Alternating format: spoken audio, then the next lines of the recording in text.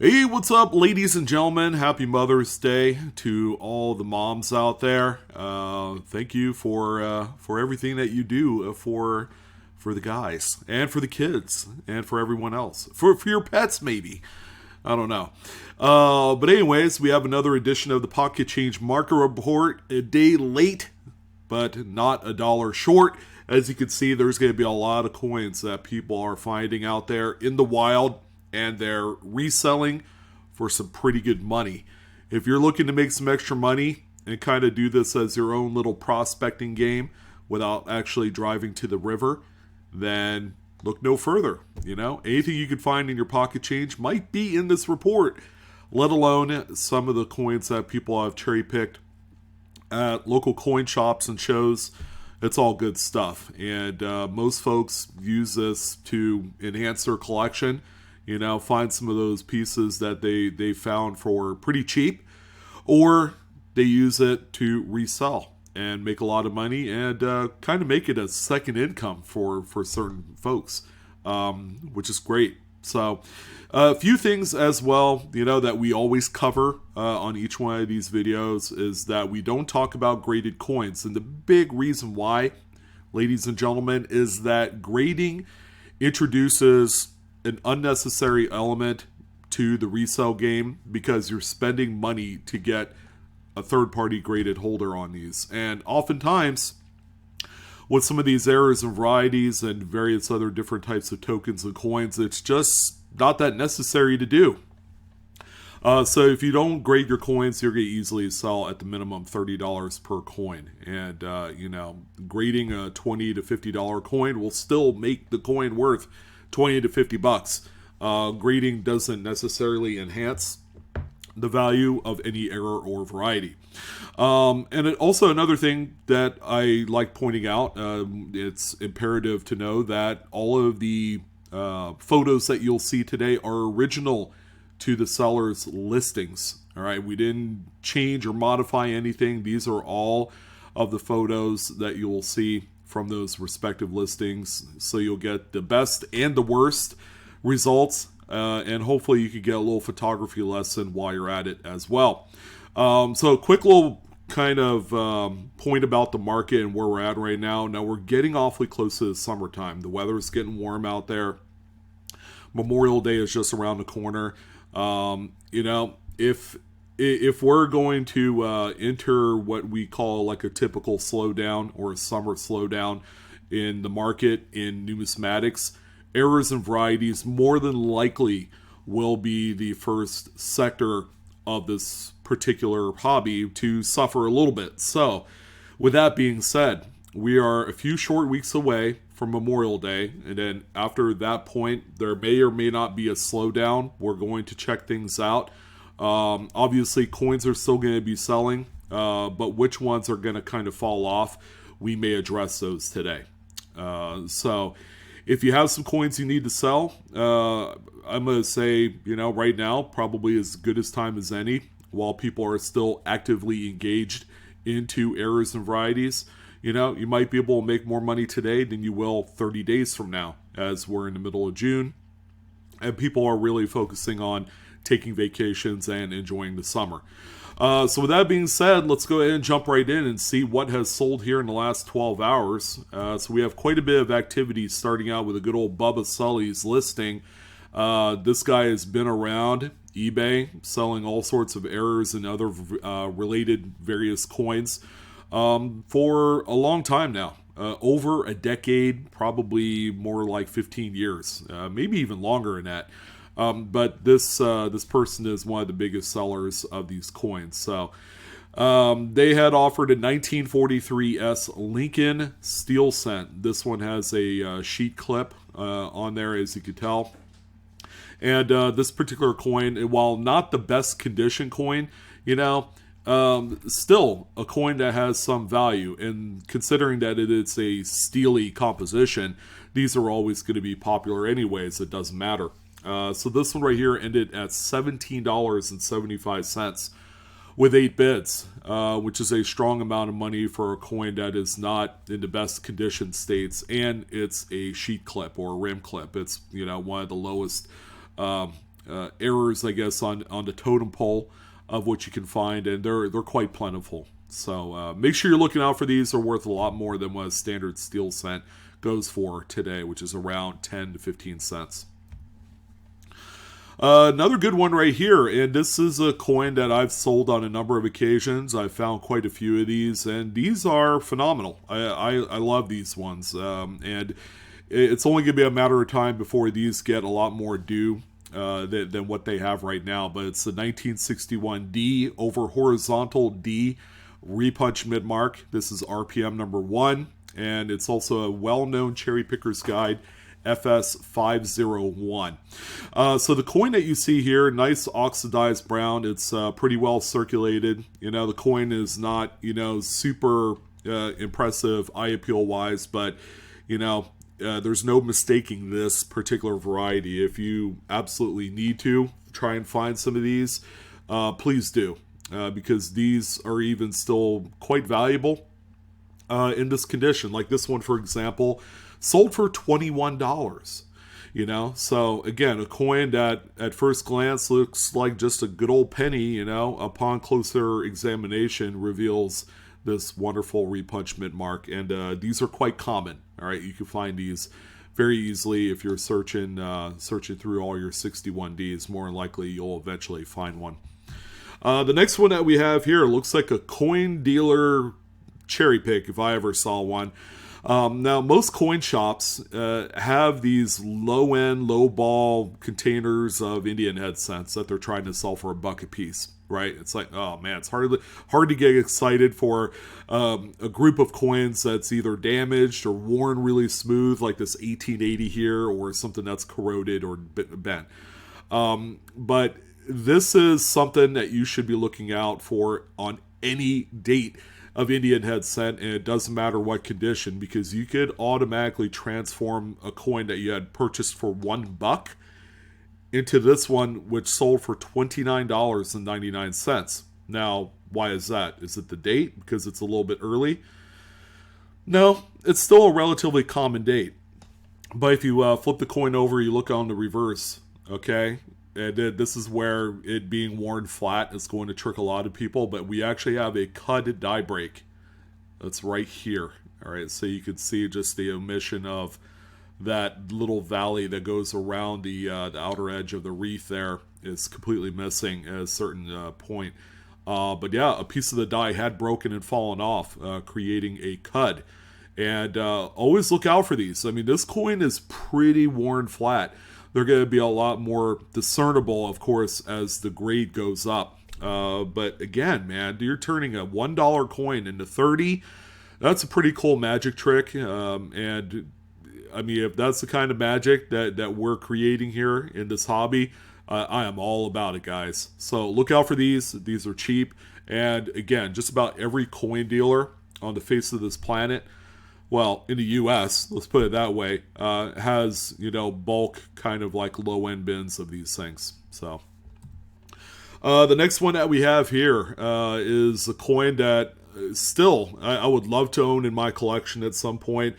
They are incredibly, insanely pricey. All right, the prices have settled down, but they're not cheap by any stretch. So this is the Wilma Mann Thrilla. That's what I call it, because, this thing is thrilling. 2022 Philadelphia, so you're going to look at every single Philadelphia coin you can.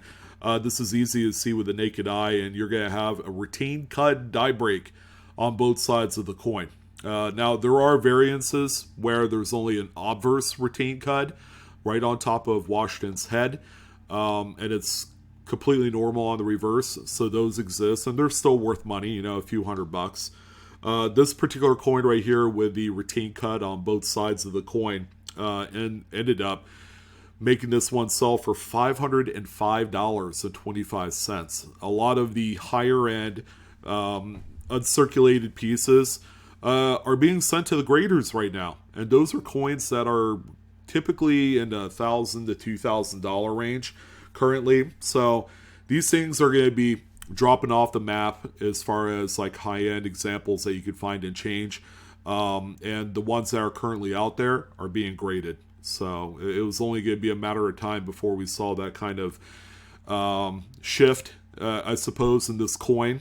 There was a period of time where you could have bought these for pretty close to like $400 here a few months ago, and then now they're on the way back up. Here's a neat one here. This is a Jefferson nickel. It's about 95% struck off center. The seller even threw a couple of guidelines in there showing how deep that little recess of the off-center struck portion of the coin. And it's a uniface, so you only have the design on one side of the off-center strike, whereas the reverse is completely blank. So this particular coin ended up selling for $28.38. Again, it doesn't have a readable date. It's more for just shock factor, I suppose. And these things are very collected, very well collected at that. So if you come across these for cheap, at a coin shop and they just don't care about it, you might want to consider picking it up, adding it to your collection as a statement piece, or just selling it. We have a 2-coin lot. We actually have a few lots to talk about today. Here's a 2-coin lot of just miscellaneous Jefferson nickel errors. We have a 1964 curved clip. All right, again, very common error. And then we have this 1999 P Jefferson nickel. It's slightly off center by about 5%, nothing too crazy. But again, recognizing that there's a few coins there that you could possibly flip to make a little bit more extra money. All right, that's important. Now, a 2-coin lot is hardly bulk, so the market is just going to be, normal on something like this as if it was just one coin. The clip, the least spectacular part of it, probably is the $5 coin where a lot of the other value is absorbed into the off-center nickel. These 2 coins sold collectively for $26.38. And we have another nice one here. 1955 Denver Jefferson Nickels has a ton of possibilities in over mint-mark varieties. All right, there's actually over 20 of them that are recognized, D over S's. Here's another one here. This is actually WOMM number 21. And it is quite nice. You can actually see the inner curl of the S inside of the Denver mid-mark, and then a little bit of a serif underneath the D mid-mark. This particular one is in really nice shape as well, but it did sell for $30.31. And more beautiful nickel varieties. Of course, the doubled Monticello 1939 nickel is a good one, and it doesn't matter the condition. You're always gonna have a coin that's worth more than 5 cents. All right. No, I'm not joking around like, 10 cents? No, I don't mean that. I mean, many multiples. We're talking dollar bills here, guys. This one is quite the beater. You see that on the obverse, it has a lot of edge dings, and it's far from the prettiest coin, but upon closer magnification, I mean, it's hard to argue how great this coin is when you look at that strong, robust doubling on Monticello and 5 cents. It's instant pay dirt. This one right here sold for $37.50 in this condition. It's about as low as you could get, short of it, being holed or bent in half, things like that. So pretty impressive. And I wish I were around when I saw this group of Civil War tokens sell. I mean, it was sold as an error lot because, they got little die cracks and little die chips and all that stuff. But that's kind of normal when it comes to Civil War era tokens and store cards. Like, this Our Army Civil War token has a pretty noticeable planchet crack in there. So, it's like, yeah, I've seen that before. And overall, just recognizing that we have 5 real, legit Civil War tokens is kind of a win in itself if you're able to get this. It ended up selling for only $117.49. I forgot to put down how many bids. It ended up, I think, being like, I don't know, like 6-7 bids from what I remember, and it sold earlier this morning. But gosh, what a really great acquisition, because you can easily take one of these tokens here and sell them for about 35, $40 individually, and you're going to end up being pretty close to doubling your money. But overall, this would be a great collection of Civil War tokens just to keep, because of their historical significance and, what they mean to hobbyists and Civil War, enthusiasts and things like that. Not as interesting. I mean, still pretty neat. We have a 2000 Lincoln Memorial set, which is, it looks like it's a little bit broad struck, but more importantly, it's got that indent. So there was another planchet that overlapped it during the strike of this coin, and that's kind of like what your final end product is here. This one right here is sold for $35. So pretty respectable amount of money for a copper coated Zinkin. All right, and whatever your feelings are toward these coins, you might want to put them aside so that way you can sell these for as much as you can. And here's our other coin that made headlines last year, and let's do a little update. Where we at on the Clash Dies Sally Rye quarters? Really good question, because I haven't talked about this one in probably a good 2 or 3 months. And here we are in the middle of 2023, and I'm happy to say that this coin is not worth just a quarter. You could see the strong clashing on both the reverse, which is the most powerful, but also on the obverse as well. Behind Washington's head, you can see some clashing, and under his chin, right by the date. And this one sold for $20.60. Yes, 80 times face value. Not too bad, and always look out for these. I think people are forgetting that these are out there, or they're just not interested in finding these for whatever reason. Maybe it's not like high up on their interest level, but they should be, because they're still a strong seller today. Another one here, 2001 Lincoln Memorial Cent. It's off center by about 10%. Again, nothing too crazy, but it did sell for $19.95. It's not wildly stretched to the point where it's too out of shape as far as it being round, so you can find these in rolls pretty easily. And another good one here, actually beating out the previous coin by quite a bit. It's the 1983 Clash Dies. You can see the Jailhouse Lincoln on the obverse there, so the clashing of the Lincoln Memorial was on that obverse die at one point. This one right here sold for $25.75 with 6 bits. Not too bad considering its condition, which is pretty well worn. And crazy as it would seem, but this actually was found in circulation. Yes, very crazy, but it's a 1985 $1 bill. And as you can tell, the note has circulated quite a bit.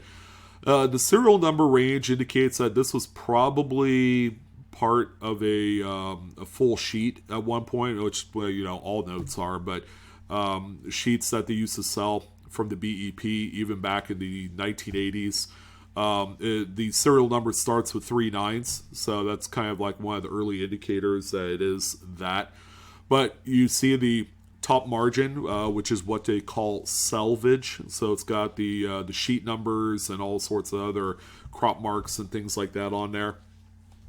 Like this one has a crop mark, and then it's got a serial number identifier for that particular sheet on there. So pretty cool. It looks like it was folded over at one point, so that way it could fit into a wallet or whatever. But yeah, crazy as it seems, this thing, looks like he either circulated a little bit, or it was found, or it was cut from a sheet and then just held onto. But in any event, pretty neat collectible here. And it's real deal too. I don't know if it's a real error in a sense, like, hey, I found this in a bank strap, or if it was cut out of a novelty sheet. It sold for $85. So there you go. Pretty nice amount of change for this one, however the outcome is. So the talk of the town for so far this year has to be these Extra V 2023 Lincoln Shield cents. Here's another 3-pack of beauties that came out of rolls that this person had found. And they ended up selling it for $162. $2.51 with 7 bids. These things are trending upwards because Annex and NGC are grading these with the extra V. Mike Diamond had done a puff piece on this in Coin World magazine, so it's getting a whole load of just the amazing kind of press that you want. These all have that extra V that was in, I would suppose, the working die or the working hub. I personally think it originated from the working hub and then transferred to the working die and then transferred to the finished product coins that you see here. But not too bad. Nice little 3-pack. These things had gotten all the way down to like $25, and then all of the recent news brought a lot of light to these, and then now they're $50, $55, $60 per piece now. So just like that, at a snap, these things are worth a lot more than they were about 30 days ago. Oh, man. I can't believe that this thing's already 4 years old. You know, one of the final designs of the America the Beautiful quarter series, the Lowell. Yeah, it was also the first one that had the W mint also in circulation. But yeah, this well-loved beat-up quarter here doesn't look like anything too fancy, but when we look closer at a few of the devices, we have a pretty big die chip here on this bell tower, and then also a nice size die crack in the hair of the lady there on the reverse.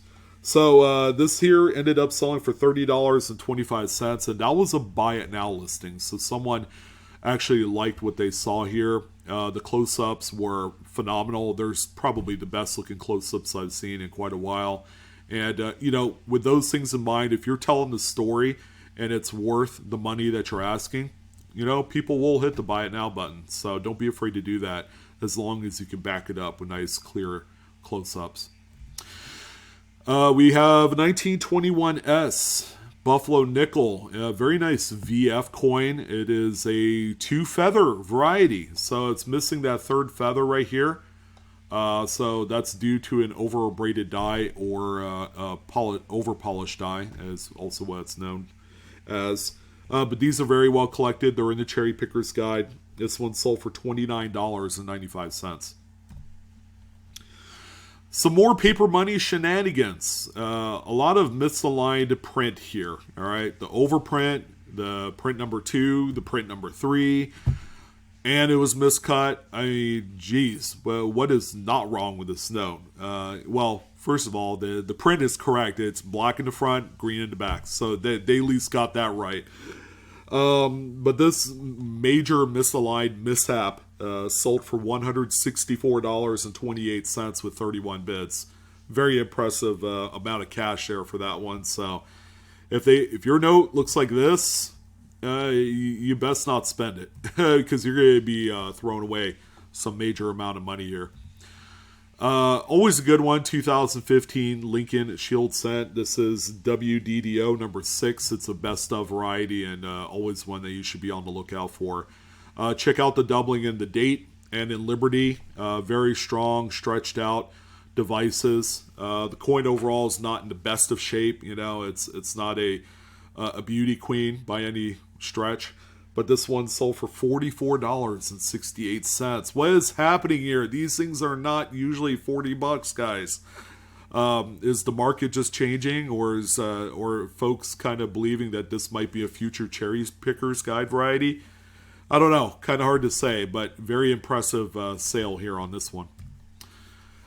We haven't talked about a good capped die strike, but we have one here. This one has no readable date on the nickel.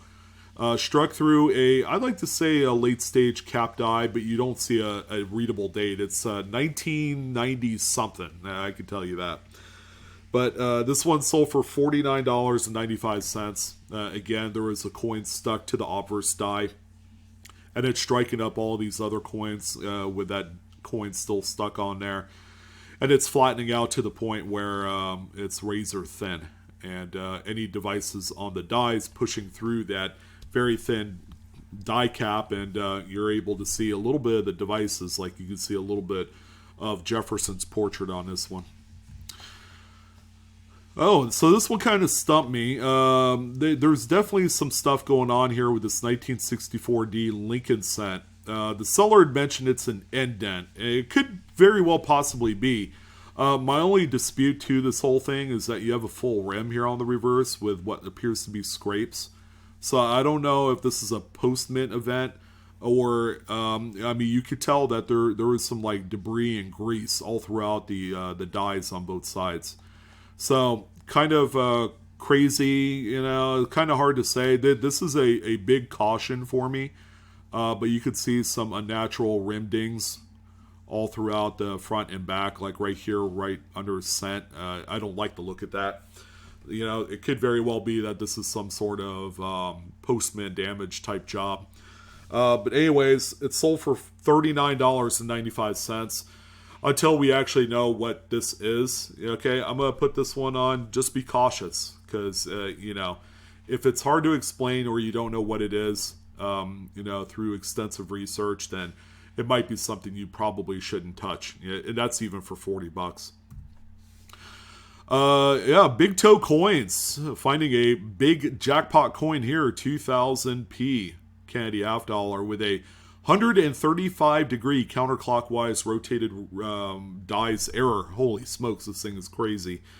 I've talked about various other early 2000s Kennedys, the ones that did circulate, so 2000 and 2001, with these crazy die rotation errors. This one ended up selling for $35.95 with 5 bids, so way more than 50 cents.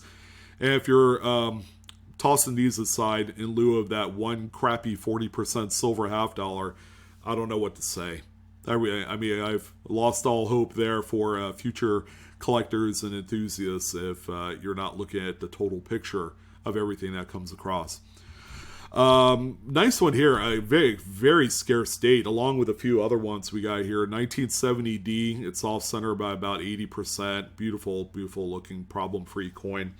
This one sold for $51 with 18 bids, so that's a very justifiable price, as these are collected by date and collected and hunted for that. We also have a 1981. Don't know if it's a P or D mint, but off center by about 60%. Again, another nice one here, tough date. And this one sold for $41 with 32 bids. And then a large date, 1982 bronze. So another key one here. This one's off center by about 35%.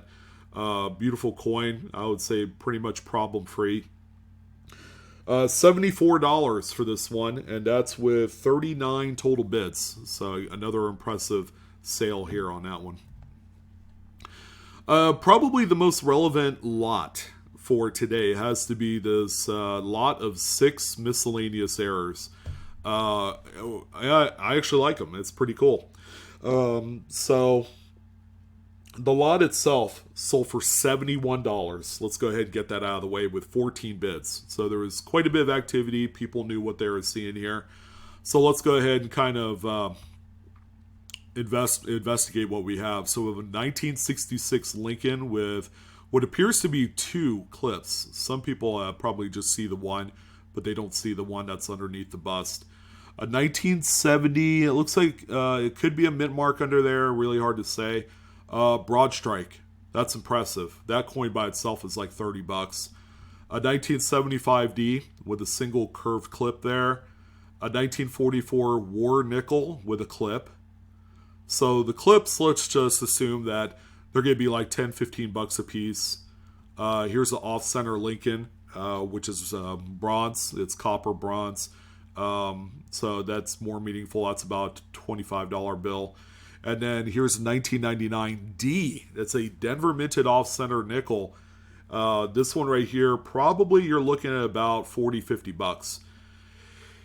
Yeah, I would say we're at 2x opportunity here. So if you bought these coins and you flipped them as buy it now individual listings, yeah, you're going to easily double up your money after fees. So pretty good score right here at only $71. And, if it's going to be used to flip on the market, congratulations. That was well done.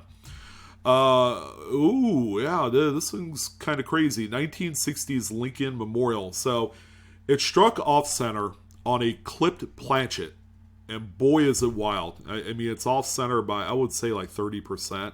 It's that much. This one right here sold for $106.90. So this is, again, one of those crazy dual errors that you see on occasion. And, again, it's not graded, right? This is not in a PCGS or NGC holder. That would be foolhardy to do that. And it still sells for a really good amount of cash. Same with this one here, 1943S Steely, off center by a little bit. We're talking like 5 to 7% off center strike. It's not a whole lot, but yeah, these can be found in bulk steel cents. You'd be surprised how many of these get tossed in there. $125 is what this one sold for, and that was a buy it now listing.